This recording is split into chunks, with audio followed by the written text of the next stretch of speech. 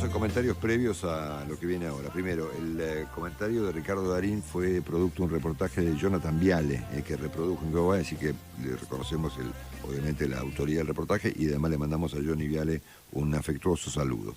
Segundo, nuestros oyentes, que son más perspicaces que nosotros, han advertido que, me lo dijo María, que un oyente lo escribió, sí, que el presidente se ha declarado europeísta, sí, luego de que el kirchnerismo ha derrumbado la estatua del señor Colón. La tiraron a la miércoles. Exactamente.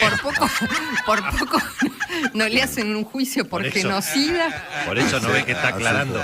Por eso está aclarando esta mañana el presidente que él estaba hablando de nosotros, ¿no? De los... Claro, bueno. Así que bueno, acá el señor Villar hace unas señas que no interpreto qué significan. Bueno, y ayer por la tarde tuve una larga charla personal, digamos, por no era personas profesionales, con Juan Dillon, ¿no? Y yo le pedí por favor a Juan que contara esta mañana al aire lo que me contó ayer en privado. Porque nosotros estamos acá todos atravesados por la angustia, por el problema, por lo que viene, por el país, por los casos que no paran, porque las vacunas no sabemos si funcionan, porque las vacunas van a donar los americanos, no vamos a poder recibir, porque no podemos viajar, porque la Sputnik no la prueban en ninguna parte del mundo, los argentinos no van a poder ir a España a ver a su tía. Y las perspectivas económicas son catastróficas y todo lo que ustedes quieran. Entonces charlamos ayer con Pilar Sordó obviamente, sobre la angustia que atraviesa nuestros países en América Latina en general, digamos. Lo que pasa en Argentina no debe ser muy diferente de lo que ocurre en Chile, o en Ecuador, o en Colombia, claramente, o en el Perú, que supera aún en muertos a la Argentina por mucho, o inclusive en Brasil, ¿no es cierto? Y Juan me ofreció una visión de lo que está pasando, no de lo que piensa él, sino lo que él está viendo que está pasando en otros lugares del mundo. Y me parece que está bueno que conozcamos esa otra cara de la pandemia, que ayer con mucho interés yo lo escuché privadamente de parte de Juan. Hola Juan, querido, un abrazo gigantesco. Buen día. Marcelo, ¿cómo te va? Un gusto y gracias por los comentarios de la pequeña reflexión que tuvimos ayer a la noche un ratito. Sí, señor. Bueno, escucha una cosa, contame primero qué sabés de las donaciones de vacunas de Biden y de Europa, si es que sabés algo.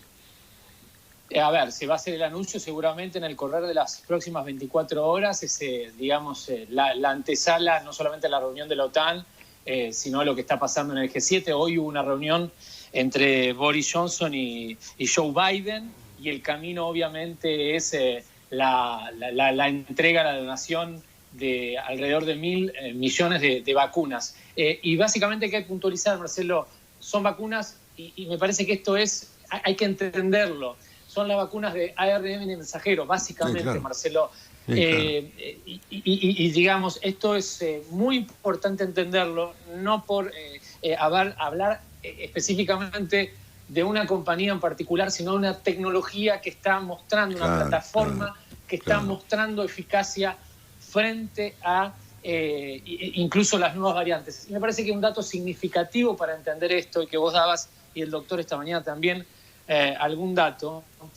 Hoy, en este momento, en el Reino Unido, el 91% de los casos que se detectan de coronavirus, que hubo un fuerte crecimiento el último mes, el 91% es la variante Delta. Y es importante por dos cuestiones. Una, porque el Reino Unido utiliza plataformas de vacunas que es básicamente la AstraZeneca, casi en un 60-70%, con diferimiento de la segunda dosis, que ha sido la política del Reino Unido. Y obviamente también, vectores de adenovirus, no estoy hablando que sean malas, Marcelo, por favor, sino que puede ser que en una etapa de la pandemia estas vacunas sean como una especie de zafamos, pero no sé si nos va a permitir clasificar, Marcelo, es decir, salir de la pandemia. Y esto es básicamente, Marcelo, devolverle parte de la normalidad y de la libertad a las sociedades. O sea, puede ser, eso es lo que se juega. Podemos traducirlo así. La estrategia argentina, y en todo caso británica, de extender en primer lugar la vacunación con la primera dosis, bajo el argumento de que en la práctica eso ayuda a que la gente se inmunice en su mayoría, y diferir la segunda dosis y que esto fue motivo de un debate mundial, en donde participó mucha gente diciendo que sí, que no, que 30 días, que 90 días, que 120 días, en el mundo de los hechos se estaría aclarando. Entonces tenemos que los países que han aplicado más primera dosis que la segunda están más afectados por ciertas variantes que los países que han aplicado las dosis de manera más pareja, ¿no? Correcto.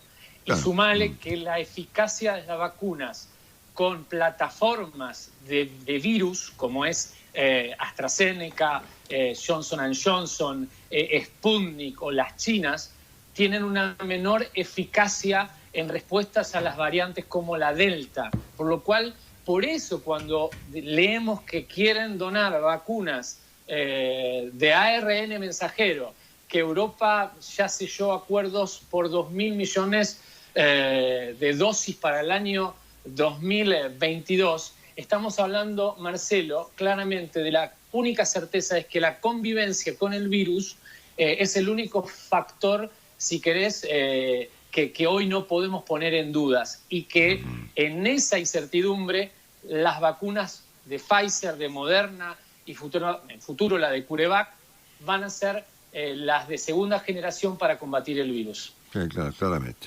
Bueno, contanos un poquito lo que me contabas ayer respecto de la contracara de esta pesadumbre que se vive en nuestros países, en América Latina, en Argentina particularmente, lo sabés por tu familia. Bueno, y que presumo yo, por lo que hablo y demás, que ocurre en otros países de la región. ¿Qué está pasando en Europa en general y en Francia en particular?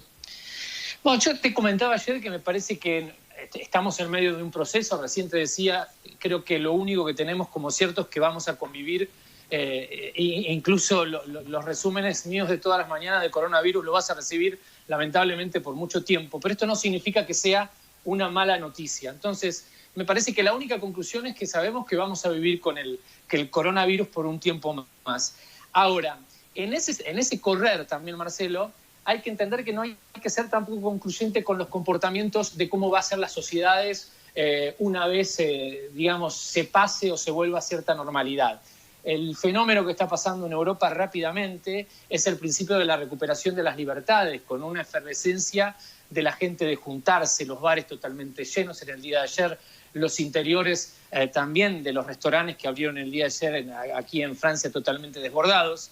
Y en ese espacio de relaciones que empiezan también a criticarse, es decir, por ejemplo, que la relación con las cosas nuestras, es decir, con un pantalón, con una zapatilla o con un auto va a ser totalmente distinta, también hay que ponerle espacio para entender que, digamos, son digamos, aspectos o diapositivas que nosotros entendíamos de un mundo de confinamiento. ¿Por qué te digo esto?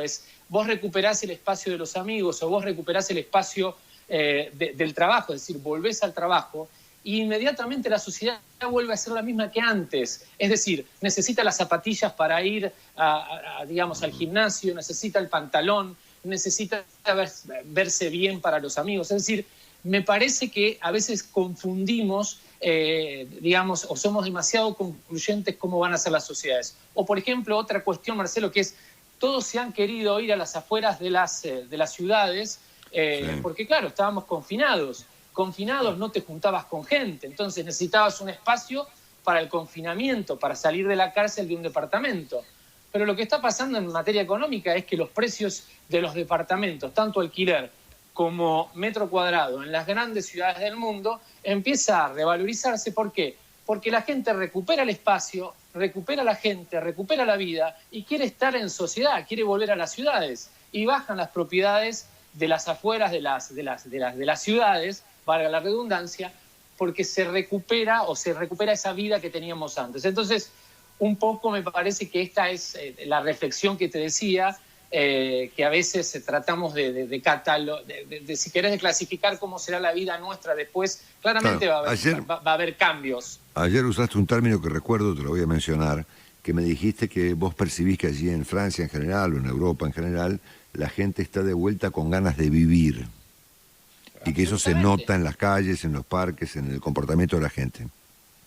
Y con la certeza, Marcelo, también, por lo que ha sucedido en Europa en el verano anterior, es que probablemente vayamos a un otoño con complicaciones, es decir, con complicaciones que tengan que ver con rebrotes del coronavirus, una tercera vacuna seguramente, y ahí insisto y vuelvo, por eso vamos, y es la necesidad de la astucia para establecer, digamos, la bendita prioridad de una diplomacia de vacunas, sobre todo en la Argentina, que entienda que digamos, que el mundo va a convivir con digamos, además, incluso con otras posibilidades de otros, digamos, enemigos biológicos, por el espacio que ocupa, digamos, hoy el hombre en el mundo. Es decir, hemos ocupado un terreno, hemos avanzado, y en nuestra cercanía a esos espacios biológicos que antes el hombre no tenía, se va a enfrentar a nuevos desafíos. Así que hay una algarabía por volver, y me parece que esta algarabía por volver a la vieja vida, que muchas veces pensábamos que iba a ser totalmente distinta,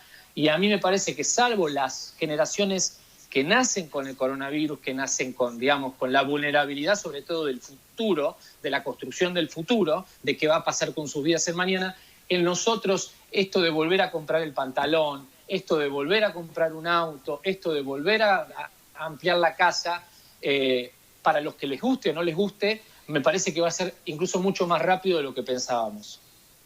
Interesantísima la perspectiva, te mandamos desde aquí un gran abrazo. Otro que bajó de los barcos, mirá, la familia Dillon debe provenir de Irlanda, me imagino, ¿no? De Irlanda, exactamente. Sí, pero se volvieron a subir. Se volvieron a subir. Yo también me quiero volver a subir. Absolutamente. Ay. Bueno, genial. Muy súper interesante, Juan. Te queremos mucho. Gran abrazo. Hablamos en la próxima. Un abrazo. Chao, Mar. ¡Ah!